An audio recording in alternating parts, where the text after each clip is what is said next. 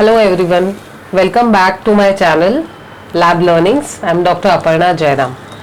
Today we are going to discuss and talk about infertility, and in that male infertility. That will cover semen analysis in detail, the most important and the neglected subject in pathology and diagnostics.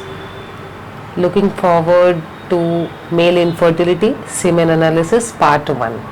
Now infertility. Basically India, I think the second largest populous country in the world, and we are facing infertility as our major challenge.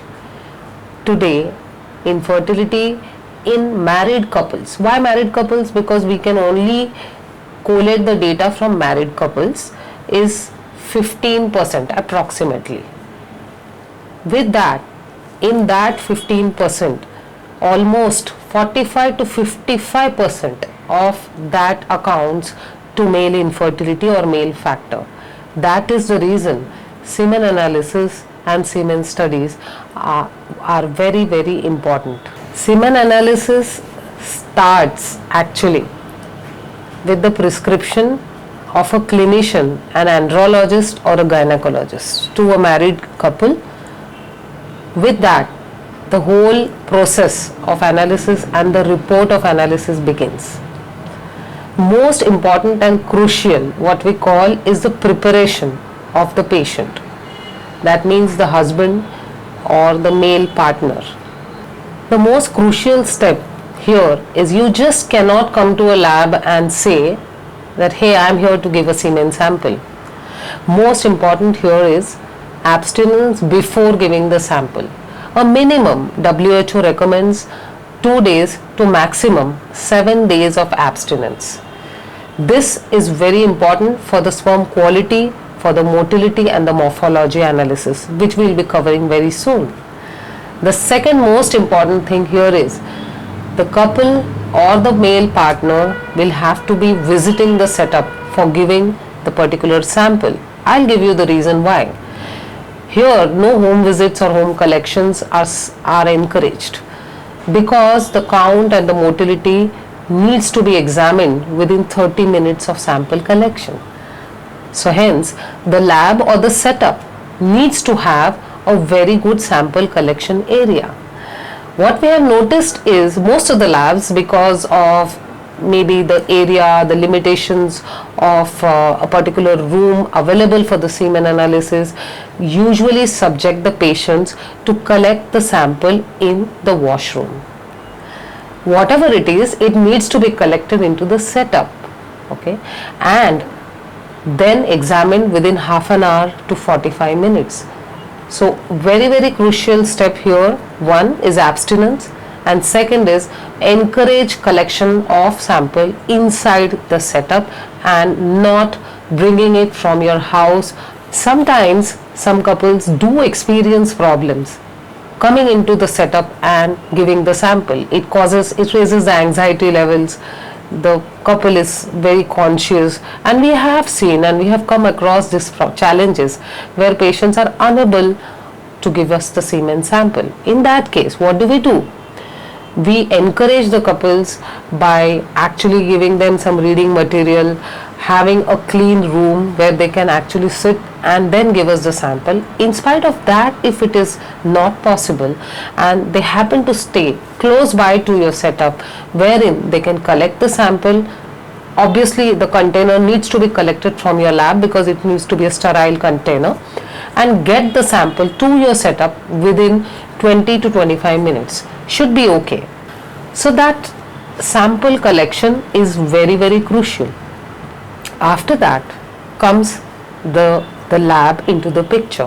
What happens? Why is it so tough? Why are we talking about semen analysis in the first place? Because there is urine analysis, there is sputum analysis, but why are we talking about this? The reason, as I mentioned, very high incidence of male infertility into the infertile couple. Number 2, even today it's considered as a taboo. When we talk and we do counseling, I'm a lot into counseling. The first thing which comes is the female partner for the investigations, whereas this is the most easiest, isn't it? It's just a non-invasive sample collection. And the third most important thing is awareness about how to report a semen analysis as per the WHO latest guidelines. Just reporting as the count XYZ, the motility maybe as per the whims and fancies, is not going to help you, that means the clinician or the andrologist. So very, very important after collection is the examination and the reporting. It will have to be as per the WHO guidelines. That is the reason we are covering this topic. I would like to request my lab people and my patients who are listening to me that before collection of sample there are two critical things need to be really observed. What are they? One is your comfort level. Where are you giving the sample? Number two is before giving the sample, I generally insist or request the patient to pass the urine samples. The reason is most of the times we get a semen sample contaminated with the urine, which patient is not aware of. But when I do the microscopy, then we see the sperms are dead, because urine and semen when mixed can give a false report. So most important, after following this, hand over the container which is labeled to the lab. Then we come into the play or the picture. So what do? We wait for half an hour to see whether there is a liquefaction. That's a technical term, isn't it? But we need to see whether the sample is liquefied. Don't get worried, we'll cover about it. What is liquefaction and what happens if there is no liquefaction. We have solutions for that. Number two is semen count. Very, very important. What's the count? The normal count is anywhere between 15 million to 200 million or above. Isn't it good? But if anything is low than 15, it's basically called as a low count. Number two, very important, is the motility. That is the reason why the sample needs to be examined urgently within 30 minutes to 2 hours of sample collection, because we record the motility. This again needs to be recorded as per the WHO classification. It's in generally 4 grades. Okay, the grade 4 is obviously faster and better. And number 3 is morphology.